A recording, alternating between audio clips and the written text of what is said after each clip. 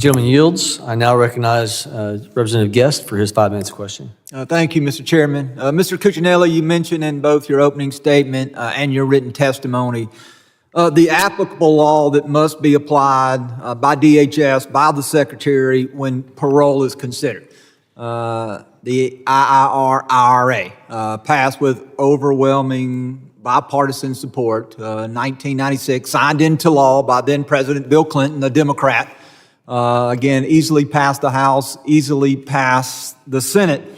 And as I look at that law, it seems to me to set forth both the process and the standard. The process being that it must be applied on a case-by-case basis. Is there any part of the IRA that allows the law to be applied in a situation of mass parole?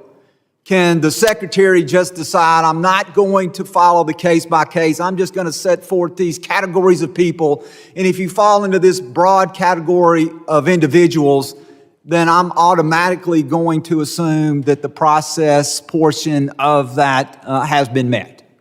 No is the answer. And it's clearly no, correct? It's not even close. There's no ambiguity as to what the statute says.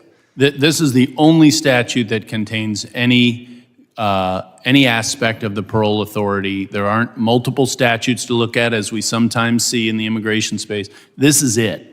And so the first part it says forth is the process, and then the standard says it must be on the basis of urgent humanitarian reasons or significant public benefit. Are there any more standards that the Secretary can choose to apply? No.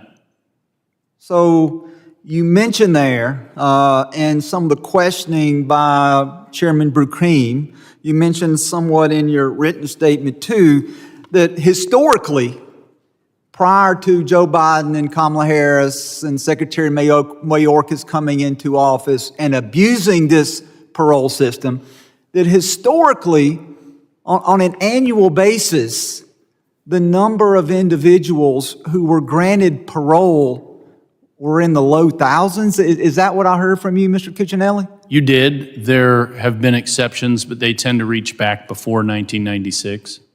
You even mentioned a range in your written statement of 3,000 to 5,000. Can you expand on where that came from? That's my suggestion as to how to bring this system under control. If you are going to have administrations that sometimes will simply not abide by the plain language of the statute Congress passed, then you need to put in harder, more objective limitations in place. If the alternative is complete unfettered discretion, which is how the Biden administration operated, or zero, there are reasons both of those are bad.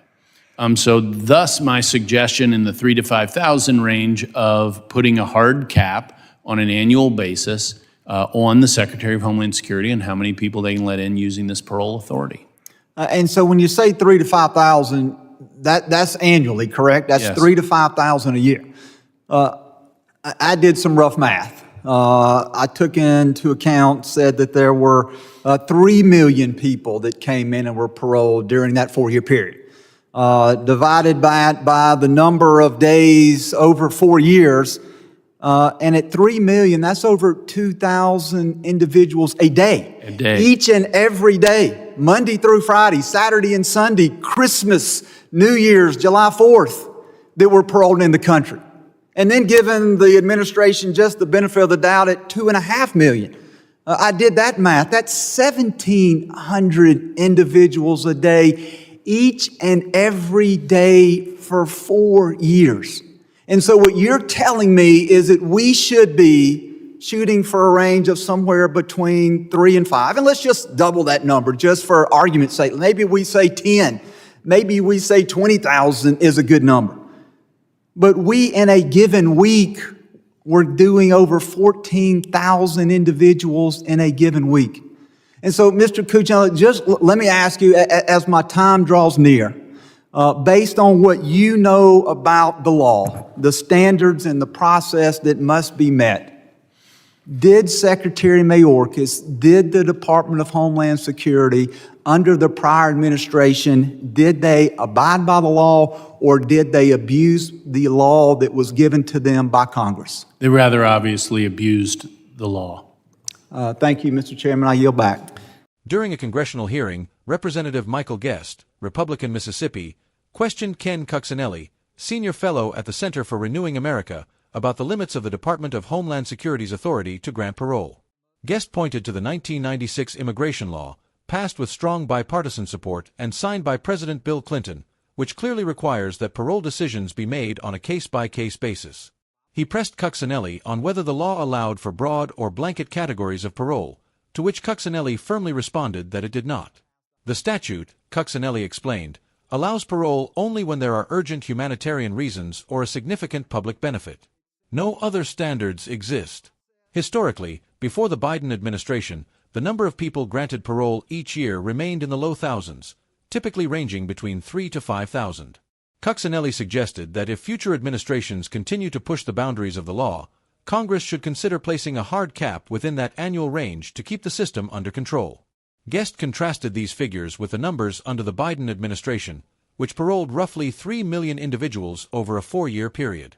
That amounted to about 2,000 people a day, every single day, including weekends and holidays. Even using a smaller estimate of 2.5 million, the daily average still came to around 1,700. Guest noted that in a single week the administration was allowing more than 14,000 people into the country under parole authority, far above what had ever been seen historically. As Guest's time drew to a close, he asked directly whether Secretary Alejandro Mayorkas and DHS had abided by the law as written. Cuccinelli replied that they had not, arguing instead that the department had clearly abused the authority granted by Congress.